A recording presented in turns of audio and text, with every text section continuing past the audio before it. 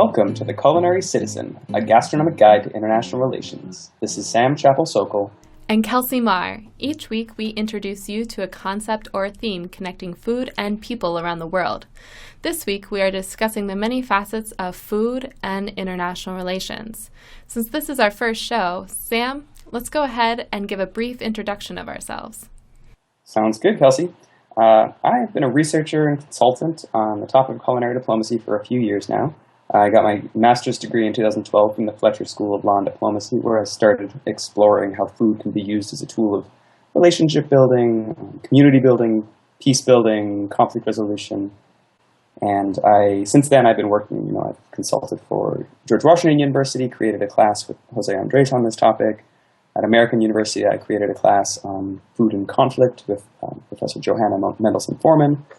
A couple years ago, I was on the Splendid Table, and I published a couple of academic papers. I've worked for a couple of years as a pastry chef at the White House, and I've been tweeting and blogging about this for a few years now. So it's exciting to be able to put this in put some words behind all my actions and really get on the air. So, Kelsey, what about you? Well, I'm a student at the Middlebury Institute of International Studies in Monterey, California. I'm studying international education, and my interest in culinary diplomacy, food, and international relations started when I lived abroad in Bishkek. I actually heard your interview on the Splendid Table and started researching it. And from there, kind of went off, did some more ESL things, but then always came back to food. And so I guess recently this summer, I reached out to you because I thought, go big or go home. And Luckily we started this project. So I'm quite excited. This is great. It's a great way to reach new folks. I don't think everybody reads my blog. I like to think that people like to read long academic pieces that I publish every once in a while. But as I've heard from you, the young folks are listening to podcasts these days. So definitely excited to be working on this. Well, I have a couple of questions for you personally, Sure. Since I've reached out to you. How did you come up with this idea? Like, to me, in academics, food is kind of this visceral thing that doesn't get academic respect. And so was there like this fear behind kind of saying legitimizing a field based off of food?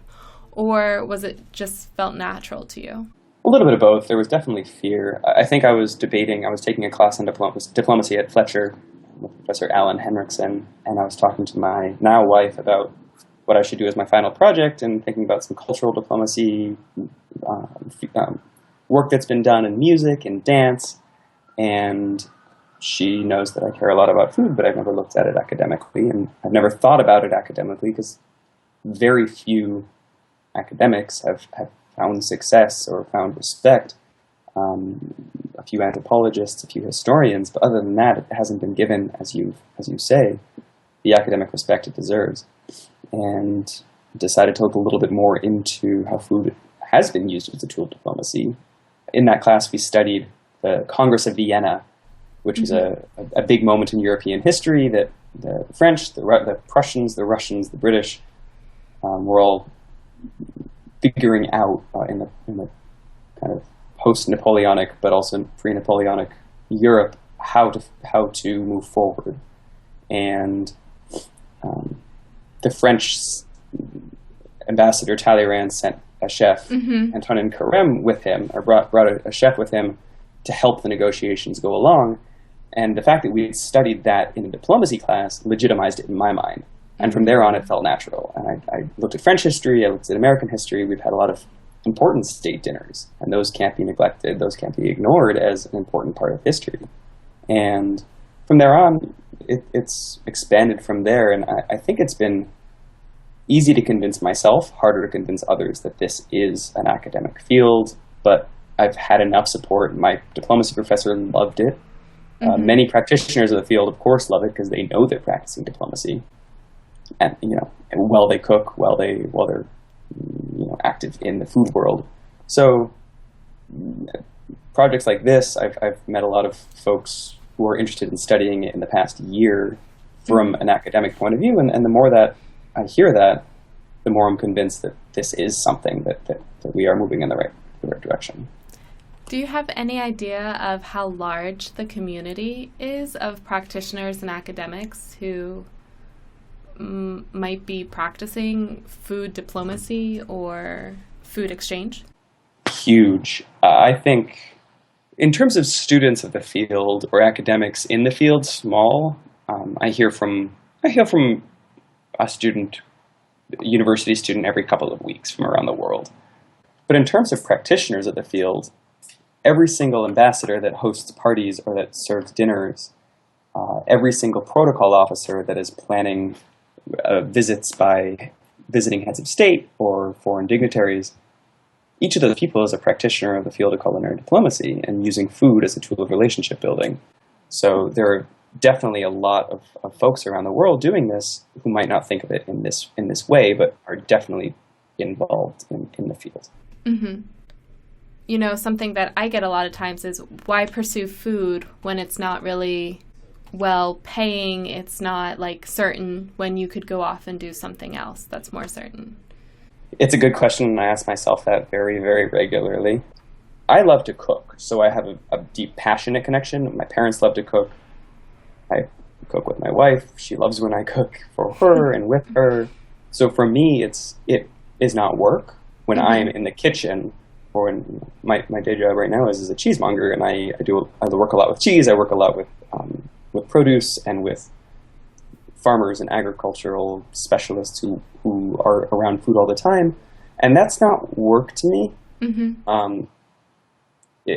I think about it all the time. So what's the work and what's the challenge for me is how to add some intellect into it. Mm-hmm.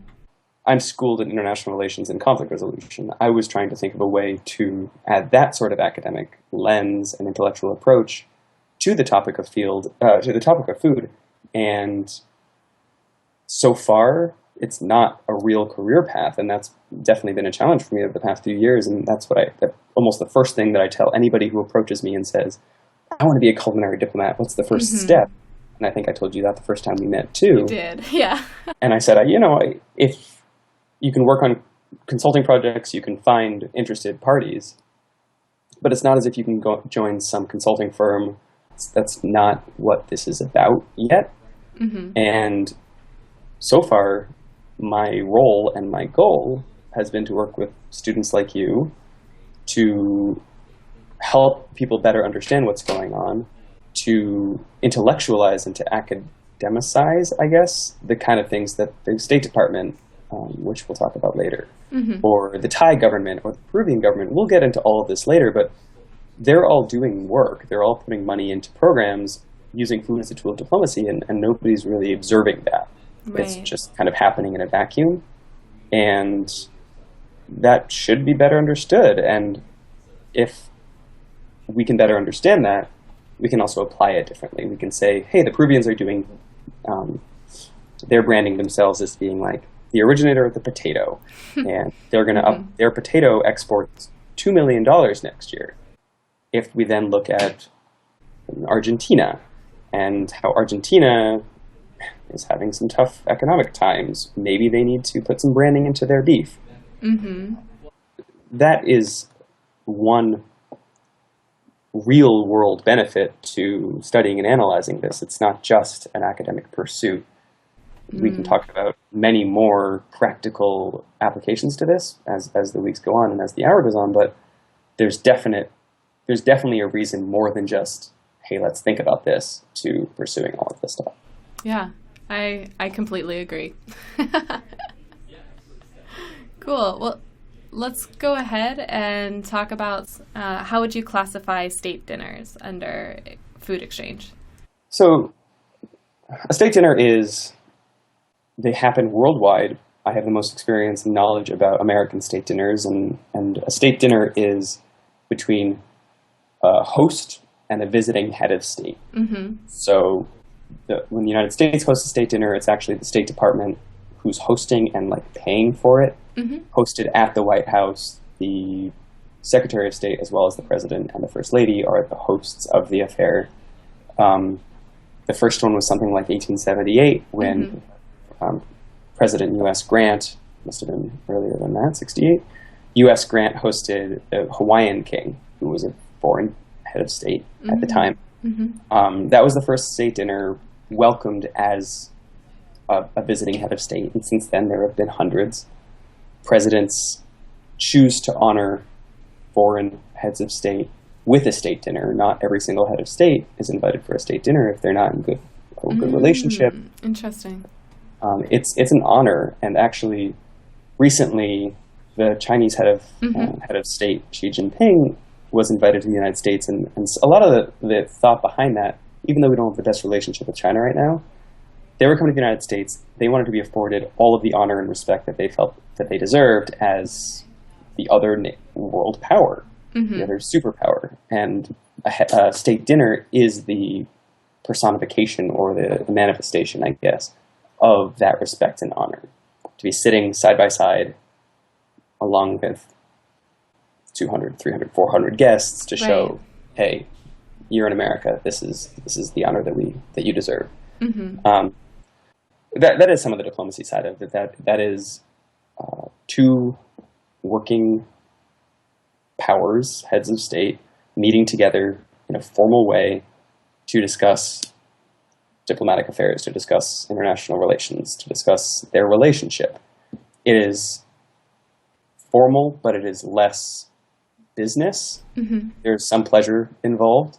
At the China dinner, Neo performed, which is random and funny. Yeah.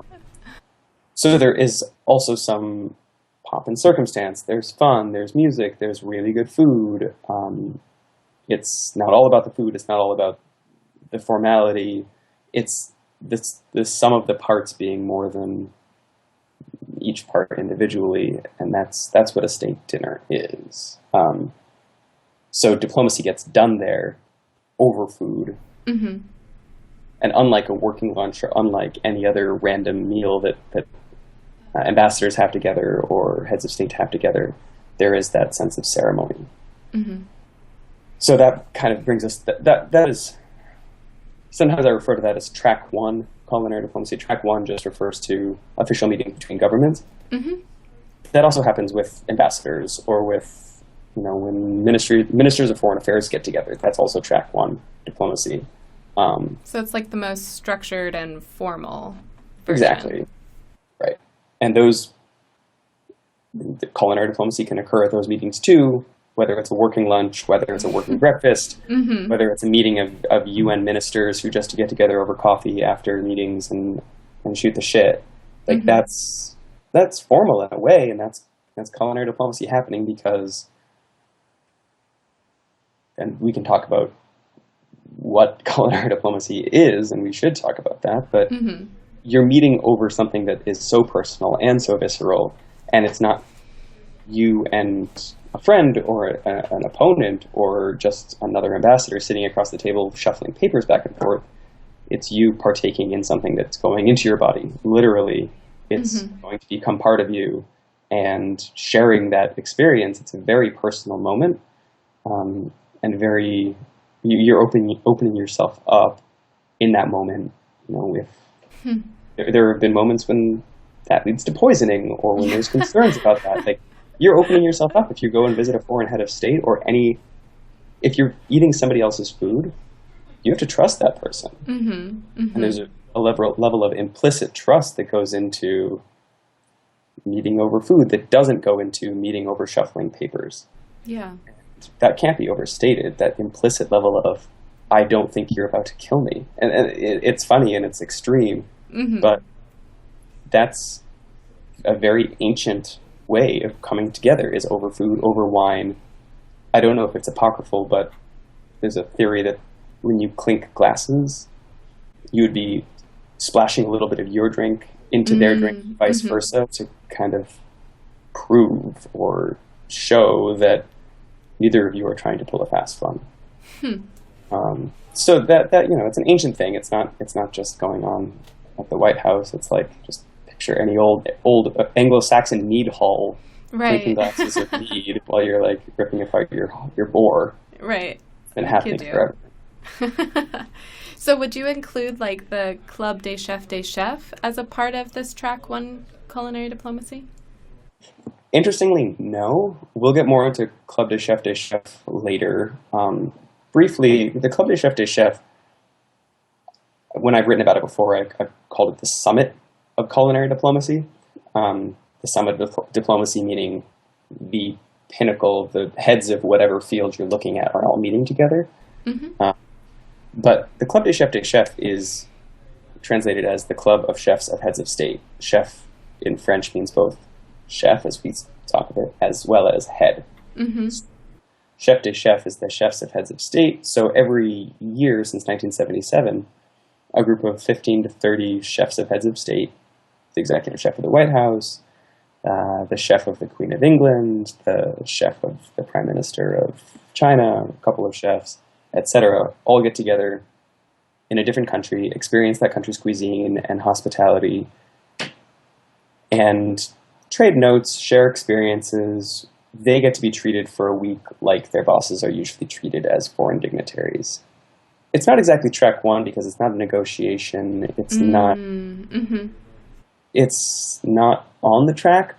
It's in formal diplomacy terms because it's not a negotiation. It's not formal head of state or national relationship building. They're more private citizens in that capacity. Mm-hmm. But it is a huge moment in culinary diplomacy because they are the folks who are responsible for the well-being, the health, the fitness, everything of their head of state. And they're getting together and trading secrets about what their bosses like to eat or don't like to eat. Mm-hmm. It's a jovial group. It's a fun group. But I wouldn't consider it a negotiating group or an official diplomatic convention. Okay.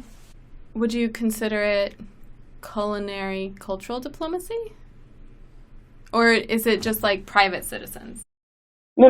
It's definitely in the culinary diplomacy field, and definitely it's cultural diplomacy because one thing I've worked with this group before and I've learned a lot from them, and they all talk about their own attitudes towards hosting foreign dignitaries. Mm-hmm.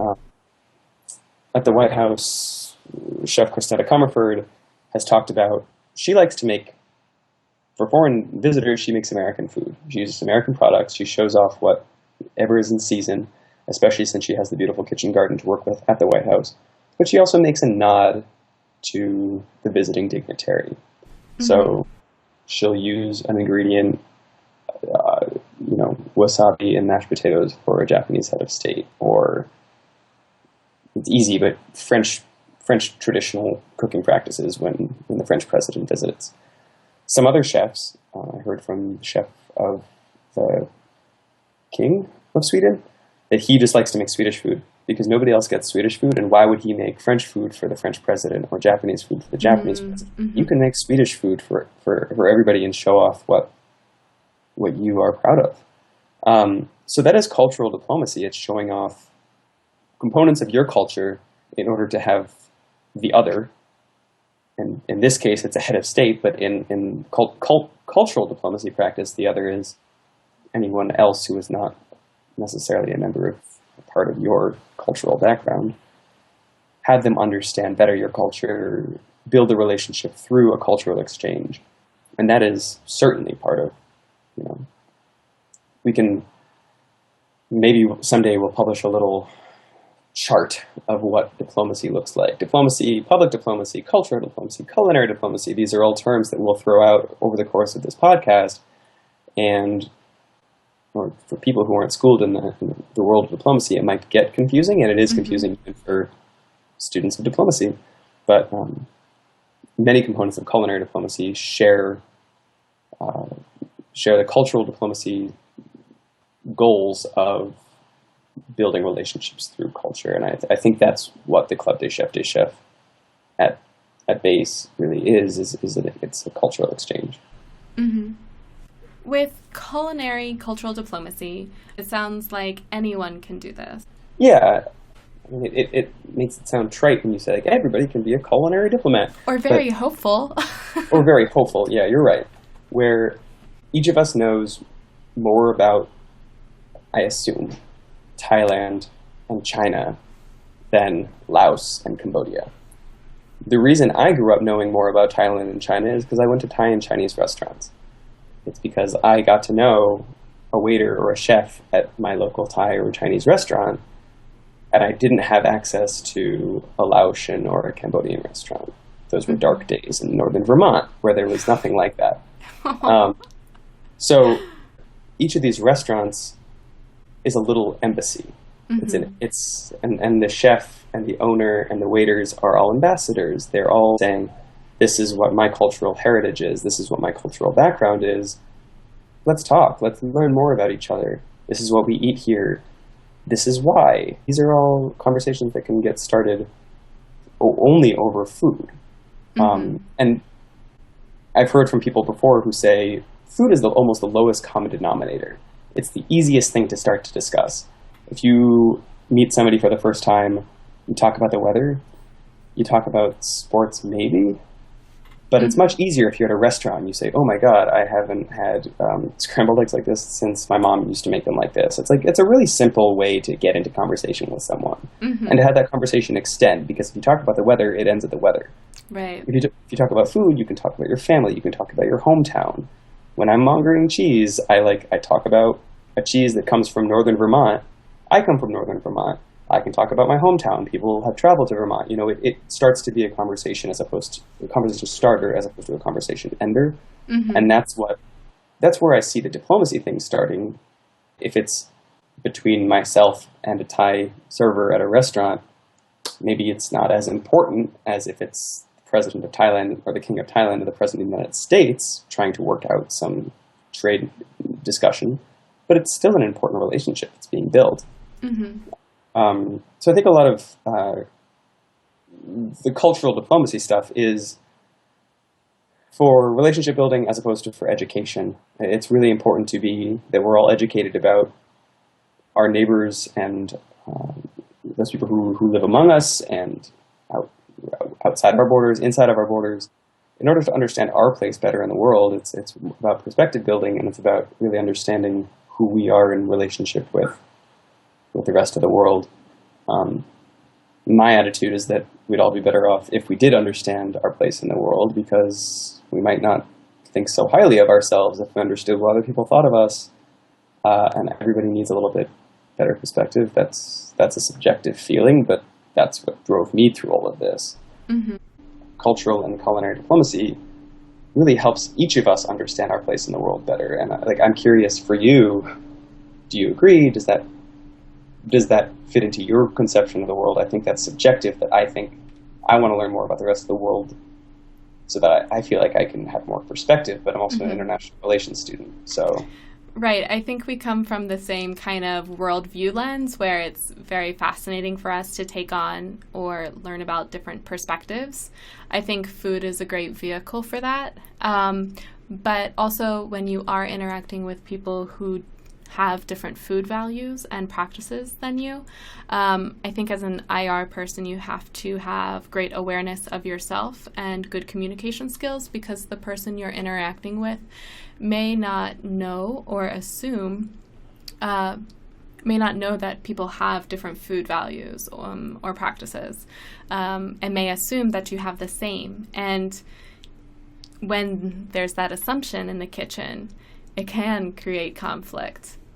And I think that's something that can even happen within your own city, because there's diversity among households. But on a much grander scale, when you're interacting with someone from a different culture or country, you can learn a lot. And not just about food. You can learn about history. You can learn about economic practices. You can learn about gender relationships. You can learn all about the world through this very basic, simple vehicle of food. Yeah, I thought it was really interesting when I lived in Georgia. I lived in a village, and I often cooked with my family there. And from an American's point of view, leaving raw chicken on the table was a no-no. We're going to die. But we didn't die. We didn't get sick. So there you're just experiencing a different perception in health practices. why do Right. I believe that my chicken needs to be refrigerated when it's not really a health hazard because I didn't get sick or die this couple of times that happened. Right. So And then you get great self-awareness from that practice. right. In a similar way, wherever I've traveled a lot and have cooked in a lot of different countries, and oftentimes it's seen with surprise that a man is in the kitchen, Yep. which is interesting. I don't think about that because it's, in the United States, yes, there's a historical marker, or there's this vision of the 50s housewife who cooks, and the husband comes home and eats dinner and doesn't touch anything in the kitchen and doesn't even know how the kitchen works. I don't see that as happening anymore, and maybe it does in a lot of the country. I know a lot of guys who cook. I know a lot of girls who cook. It's not it's not as gendered as it used to be. In other parts of the country or other parts of the world, it still is very gendered, and it's interesting to think about that and to realize that. And when somebody sees me in the kitchen and says, "You know how to cook? You know how to cut? What are you doing in here?" It gives good perspective. So I think that's fascinating. I'm going to guess you were hit with all the ladies in the kitchen just because you were helping out and being helpful. yeah, there's that, but there's also like kind of shock. Like, get It's out of not- here. Yeah, or I've had friends who weren't allowed in. Yep. Like I've had friends as well. have always found folks who welcome me in. I ask for weeks before I'm allowed into a kitchen for the first time. And I develop that relationship before I am allowed into the kitchen, but I've had friends who've never been able to get that invite because men are just not trusted with food. Or it's divided. Or it's Women divided, have right. the majority of the food, and men will do the meat. But I think it's really interesting in Western That culture. still happens in the United States. Like, Yeah, men are, like, I guess the that's grillers, true. men go outside and like fire up the flames and like get the sausage going, while the woman is inside making the potato salad. And like, there's still that very strong gender divide in the United States. So I think it's interesting in Western culture, though, that we have the chefs who are... I still think of a chef as male, or like these famous chefs as male. yeah, When in different countries, males aren't even allowed in the kitchen. right. And I think that there's so much economic history behind that, and commoditization, and I don't know. I read a really bad book about beer once, The Boring History. But one of its good points was, historically, women are brewers. Brewster is the word for a female brewer, and in towns and villages, historically, women were always the brewers. But as soon as the Industrial Revolution and putting financial support behind breweries and starting to sell and starting to turn into an economic engine, men took over. And when you look at food as economics, opening restaurants, becoming celebrity chefs, going on TV, turning it into business, that's when men step up and decide to get into it. Curses. And it's like at home, how many men are actually cooking at home? The public perception is, yes, men are cooking, but I don't know. I'd love to see a report or an analysis of a gender divide on Chef Network, whatever it's called, Cooking Network, versus the gender divide of who's actually making food at home every day. And maybe it's still that same perception of the 50s housewife. Maybe it's still 70% of women are cooking at home and 70% of TV chefs are male. Who knows? Well, speaking of economics, I want to go to the economic point of culinary diplomacy. Yeah. Because I think that we have these really... we have these hopeful ideals. We have creating negotiations over food, and we have the exchange of cultures over food. But then we have this economic piece, which I'm a little uncertain with, personally. Sure. Let's go ahead and explain that. Nation branding and place branding. Yeah, so the cultural stuff is all well and good, but I do think that if we only stick with that, that's what's when this field is being hit as frivolous or Too down upon, idealistic. too idealistic. it's just food. I think there are some very strong arguments to be made that there's actually a huge economic incentive and huge potential for nation branding on food, for culinary branding.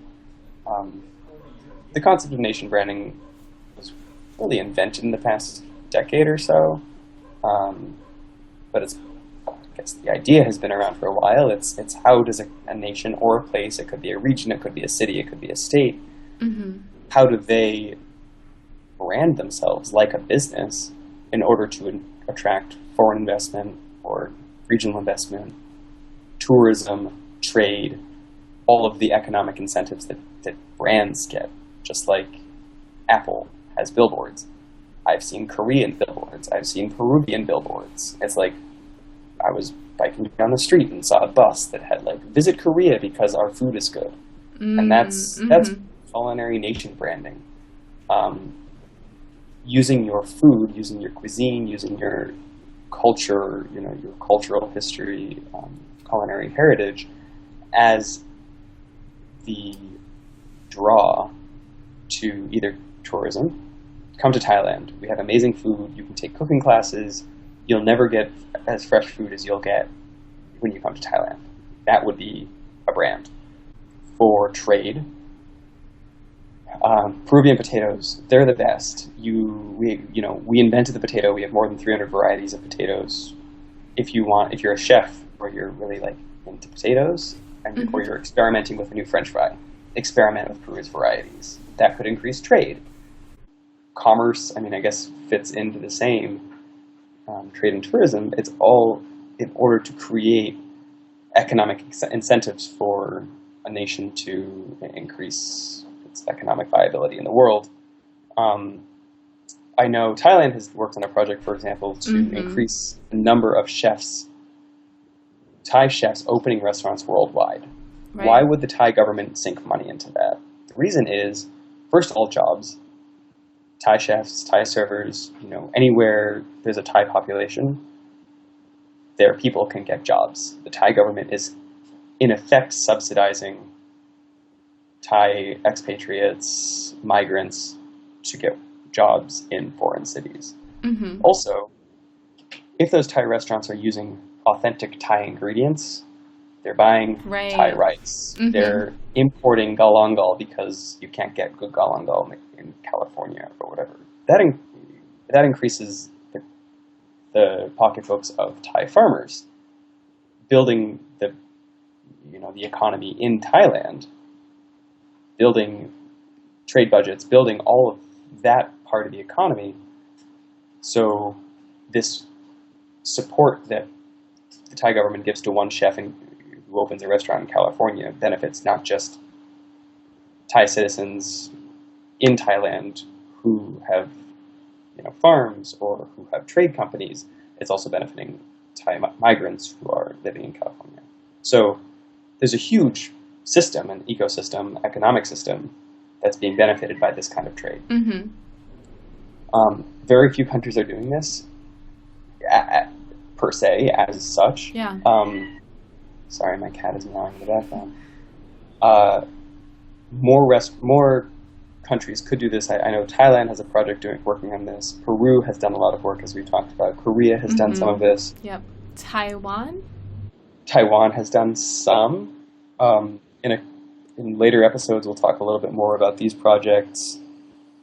But there's huge potential here for countries of all sizes.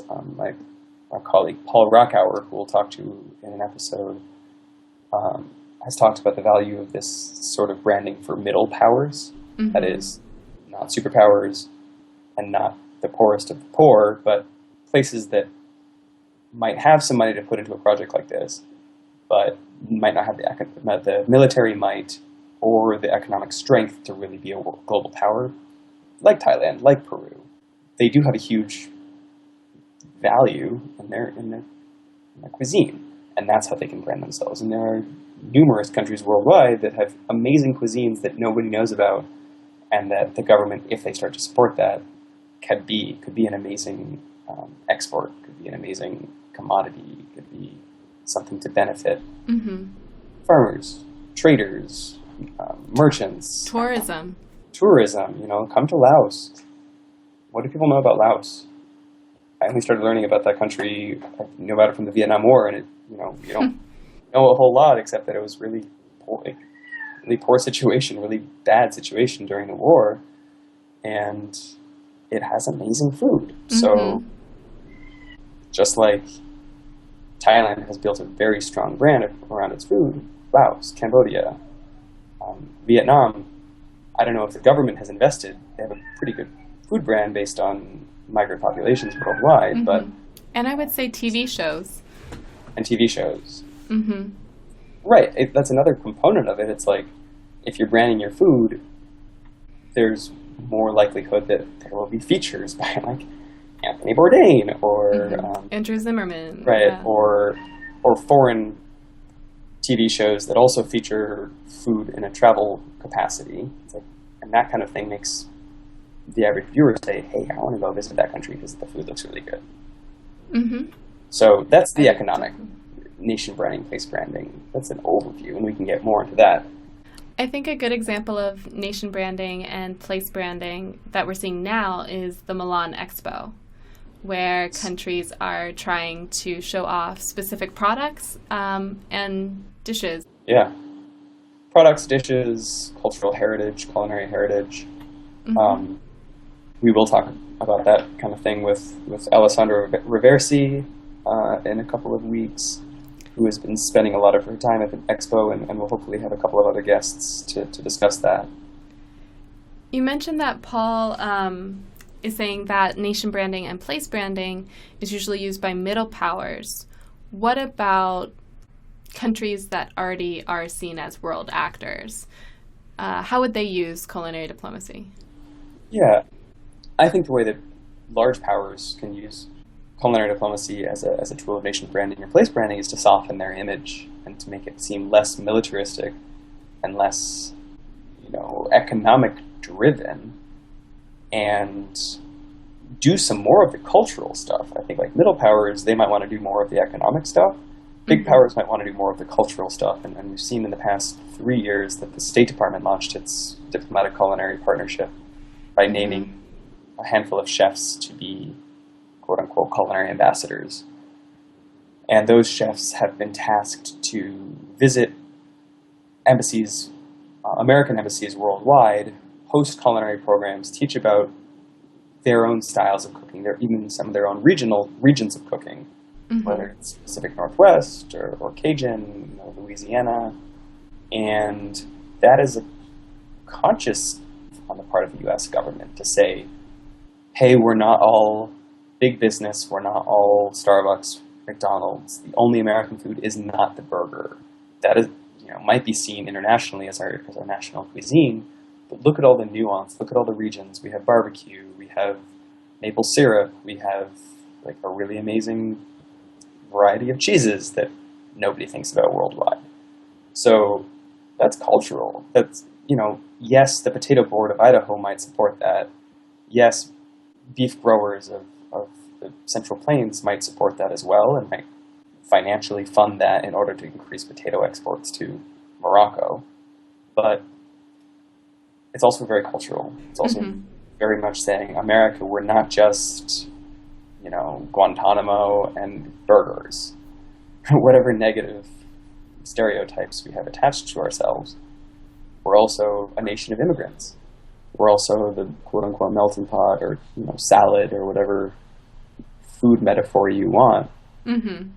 And in cold northern Maine, you can get really cool Somali food. Like a Somali, a Somali Maine chef going to Somalia might be teaching about that and how America is this very diverse, very culturally aware, very nuanced place. We're not just all eating burgers and drinking Starbucks lattes. So it is a cultural move.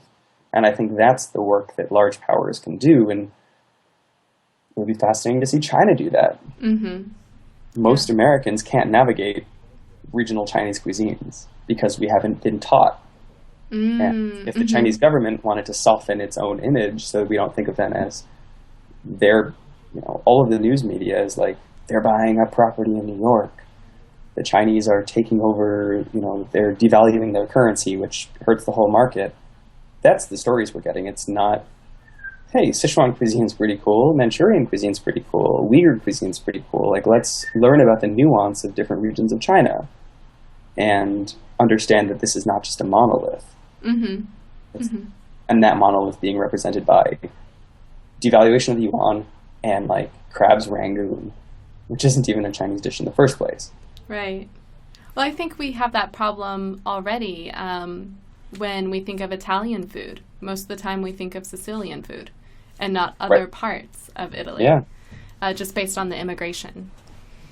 Yeah, definitely. I mean, there's been, it's all an immigration thing, and it's all also targeted to American audiences, and the history of Chinese food in America, the history of Italian food in America.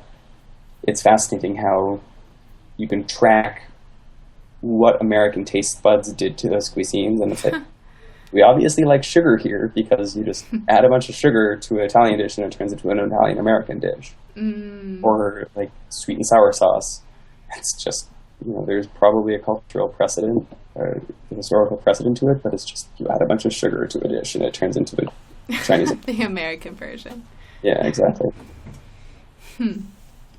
So, we should at some point really delve into this branding issue, because I think it's fascinating. I think that's where the money is, and that's where there's a lot of work to be done. Mm-hmm. And I heard from you that you're working on a project in the Balkan area, also over in Armenia, Azerbaijan, and understanding both culinary cultural heritage, Mm-hmm. as well as how in historical wars or conflict zones, culinary heritage can drive conflict. Sure. That's where I'm kind of unsettled personally with the nation branding and place branding. I agree. It's really a part of the field that can grow, and it's full of strategy, which I'm all about. But I wonder for countries, especially countries with histories of occupations, their food has developed with influences from other cultures. So how can one country claim that, for instance, I think of the dumpling. You'll see the dumpling throughout Asia up into Europe. And I think it originally came from China, followed through like the Silk Road, and then up into like Poland with pierogis, and then down to raviolis. And so how can you claim something that has such a long history? And I think that's where this field, we have to look into conflict resolution and peace building. Is this field causing conflict, or is it concluding conflict? And that's what I'm really looking at in places like the Caucasus, where there has been this mixture of empires taking over different places and just a really historical depth. And when you do have countries that are trying to nation brand, how can they claim certain dishes for their own? Yeah, and I think that there's a lot more to be understood about that too, and you're going to be doing some interesting work on that. There have been a lot of debates in the Caucasus. There have been a lot of debates in the Balkans. The Middle East with hummus. The Middle East, who created hummus, Turkey is at the center of a lot of this because Turkey does have such a rich culinary heritage, but so do the countries around it, and they share so much historically. Who invented the dolma? Who invented stuffing something with something else? It's like, I don't know if we really can place a moment or a person, whether that person was Turkish or Greek or Armenian Iraqi or Afghani or Persian. And those names probably weren't even around when those dishes were invented. Like, so many, this is what I used to study, but so many nation states are recent iterations, are recent constructions, that how can one of them claim a 2,000-year-old dish as their own when that country didn't even exist 2,000 years ago? So this is all very fascinating. It's like between Chile and Peru, who invented pisco. And also who's to decide. And who is the arbiter? Is it, and who cares? Like, if both Peru and Chile put out ads that say, like, come to Chile, come to Peru, try our pisco. One independent arbiter that you and I have both looked at, and it's an interesting one to look at, is UNESCO, United Nations Educational, Scientific, Cultural Organization. For a long time had its list of cultural heritage sites, pieces of American, pieces of French, pieces of Somali cultural heritage that are significant to that country. In the past 15 years, I think it created this list of intangible cultural heritage. It's not buildings, Right. it's not historical sites, it's actually Rituals song, and practices. ritual, right? Yeah, and Historic knowledge. weaving practice, right? Exactly. Boat building is like the last boat builder needed to write it down in order so that that knowledge would be preserved for future generations. And some cuisines and some culinary heritage has been added. Winemaking in Georgia, the French traditional meal, Mexican gastronomy. These are all included on the list. Who is UNESCO to decide? I And totally agree. yeah, and does it create conflict if Mexico gets in but Peru doesn't, which is what's happening right now? And Peru has tried a couple of times and is not, their cuisine is not on the list. We will talk about why that isn't at a future point. But one thing that you've highlighted and I've looked at before is between Armenia and Azerbaijan, who created lavash? And if UNESCO says one of them did but the other one didn't, is that true? Or is that just a marker from an independent arbiter that doesn't mean anything?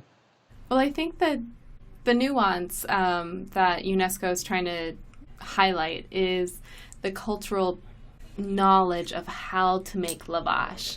So if you actually look at the video, the proposal that the Armenian government put up, it focuses on groups of women, the interaction between the women when they're making the lavash, the religiosity of making lavash. And so they're really trying to highlight the practice, not necessarily the dish, but one can now say, like, oh, lavash is now promoted, claimed by Armenia through the UNESCO Intangible Heritage List. And that's such a branding. That's such a branding move. That's such a mythologizing move to say, "Oh, look at our traditional cultural heritage." Right. So then you go over to Azerbaijan. They may not be blessing it the same way, but you Right. know, they're making it. Right. And also, it's in Iran, and also there's lavash. Like, who hasn't created a flatbread? Right. Well, then we get into the nuances of, like, the differences of flatbread. Right. Exactly.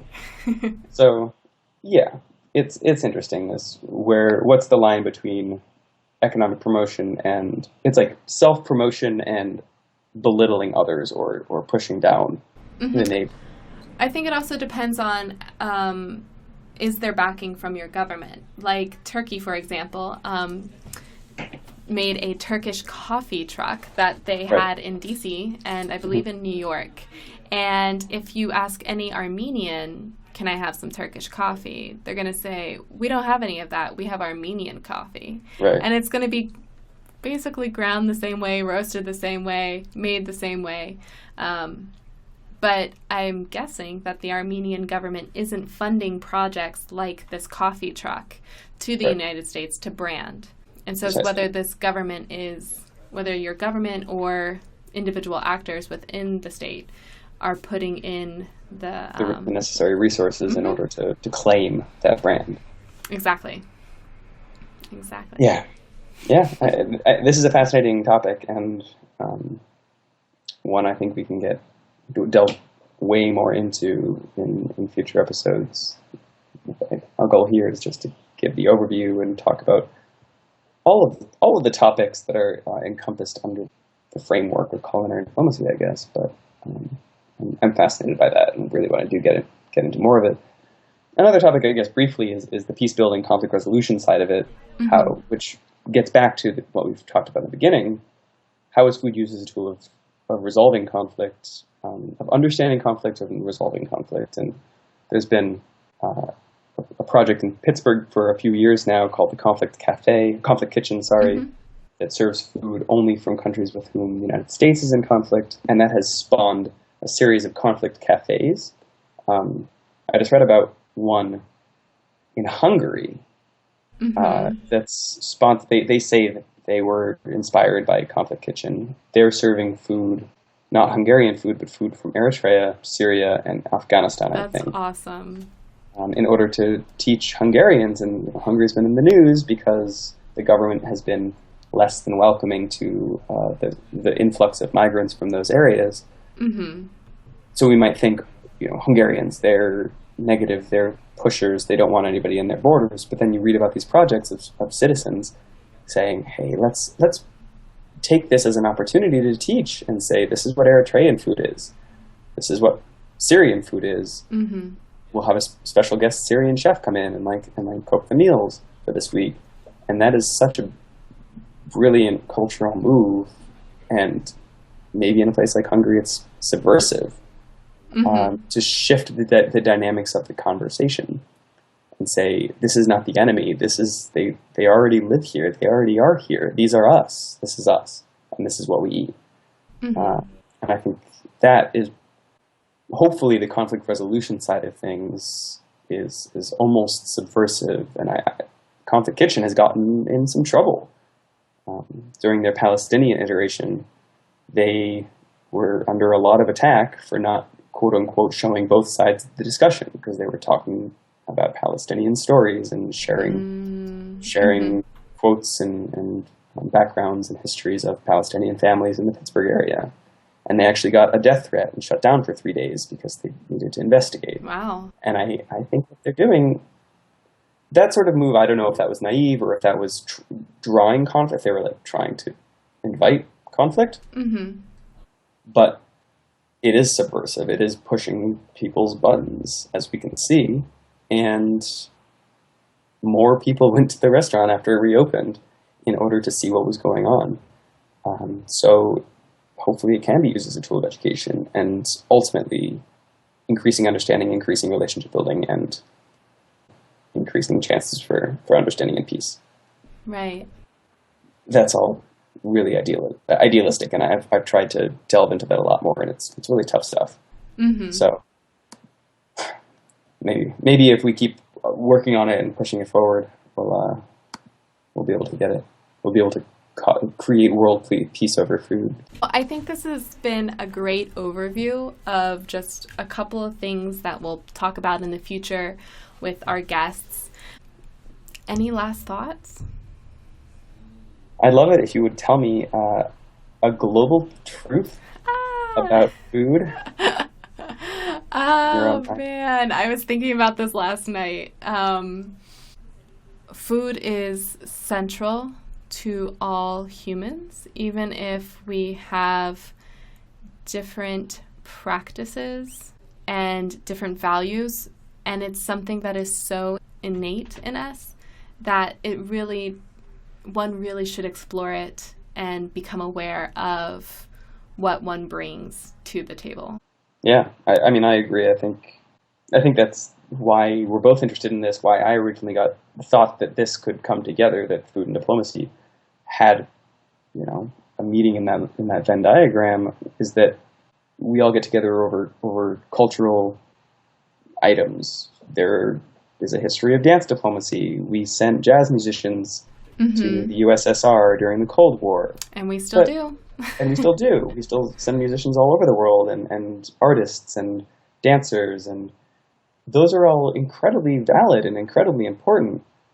But more central to each of us and more inherent to each of us is that we eat. You might not care about food, you might not care about culinary heritage, but you still eat. Whereas if you don't care about music, you just don't listen to it, period. Right. You need to continue to eat. You need fuel. Even if I live in San Francisco, so I'm surrounded by this stuff. Even if you're eating Soylent, which is this powdery paste that just gives you Soylent Green? Like Soylent Green, it's the ironic takeoff made by engineers. It's this pablum or something of only the essential nutrients. It's still food. Is it made from humans? I think it might be. Oh God! Don't tell the engineers. But I do think that food is so viscerally important to every single person, all 9 billion of us, or however many people live on this planet by now, that we all have something to share about it.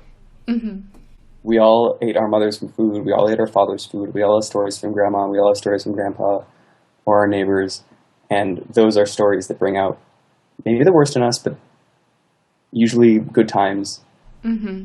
And it's something we can always all talk about. So I think that's my universal truth, that food is really the great connector in the world. I like that. Well, join us next time. We'll be talking to Paul Rockauer, another founder of the field, to get more in depth about what is culinary diplomacy and what is gastro diplomacy.